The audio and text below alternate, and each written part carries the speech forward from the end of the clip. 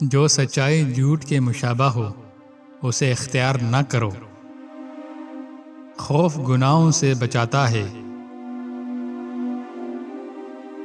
خودی کی تکمیل اس عبادت سے ہوتی ہے جس میں ظاہر اور باطن دونوں سربا سجود ہوں۔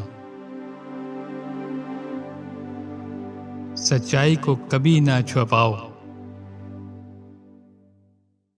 کبھی کسی بے گناہ کو تنگ نہ کرنا۔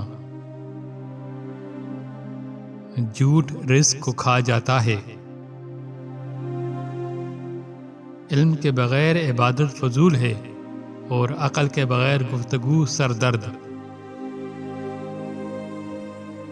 سب سے عقل مند آدمی وہ ہے جو گناہوں کو ترک کرے۔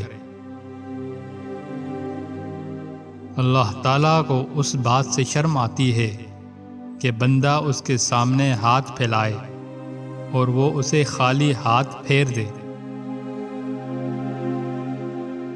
کسی سے اس طرح جھگڑا نہ کرو کہ مصالحت کی گنجائش ہی نہ رہے۔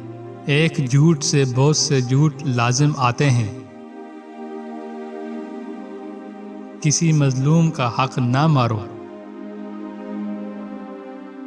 درویش وہ ہے جو زبان، آنکھ اور کانوں کو بند رکھے، یعنی بری بات نہ سنے، نہ کہے اور نہ دیکھے۔ راستے کی پہچان نہ رکھنے والا مسافر بے پر کا پرندہ ہے۔